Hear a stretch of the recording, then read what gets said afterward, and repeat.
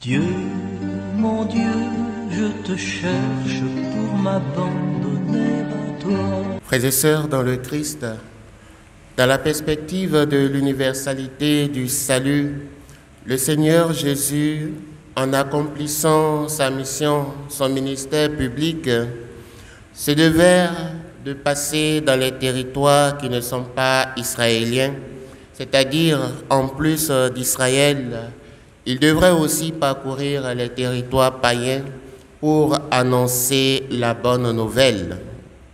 Et ses disciples, les apôtres et à leur suite ceux qui les ont suivis, conscients de cette perspective de l'universalité du salut, ont jugé bon de nous rendre compte des actes posés par le Christ. Ainsi en est-il de l'extrait de l'Évangile que nous avons entendu avec saint Marc. Cet extrait de l'Évangile nous raconte ainsi la première rencontre de Jésus avec le monde païen. Ce qui montre que la puissance salvifique de Jésus n'est pas limitée seulement à Israël. L'événement est celui de la guérison d'un homme possédé d'un esprit impur, dont le nom est Légion. C'est-à-dire que cet homme est habité par un nombre assez important de démons. Cet homme habitait dans les tombeaux, lieu où reposent les morts.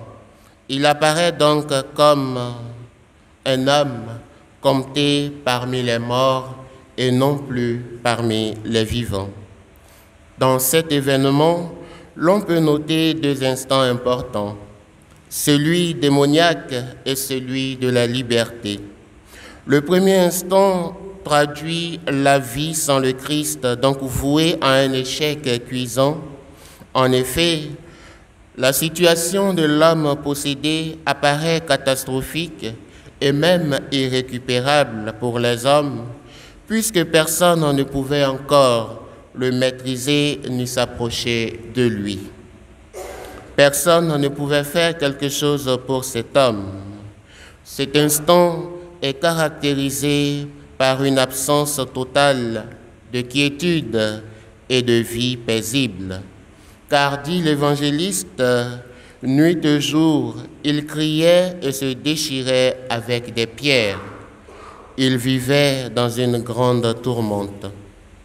Quant au second instant, il traduit une sorte de renaissance avec le Christ qui annonce par sa parole le vrai sens de notre existence et libère tout homme de tout esclavage, même celui du malin, comme c'est le cas ici. En effet, dans ce passage, l'homme possédé se trouve libéré. La rencontre du Christ change tout en lui, car l'esprit impur ne peut plus subsister là où se trouve le Seigneur. Il en est de même pour les illustres hommes dont parle la première lecture, qui ont pu réaliser de grandes choses simplement parce qu'ils avaient le Seigneur en eux. Ils n'étaient pas possédés comme l'homme de l'Évangile, mais ils n'étaient pas non plus sans le Seigneur dans leur vie.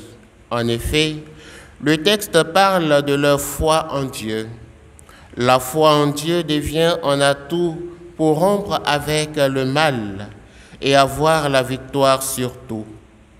On comprend alors que hors du Seigneur, nous sommes perdus, mais dans le Seigneur, nous avons la sérénité, la quiétude, la vie paisible et victorieuse.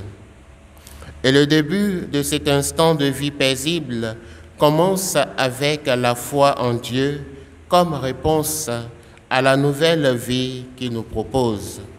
Au cours donc de cette célébration, demandons au Seigneur de nous combler de cette foi, que le Seigneur nous accorde cette croissance dans la foi afin de demeurer toujours en sa présence et sous sa protection comme des êtres libérés, des êtres qui ont une vie paisible et riche en Jésus-Christ.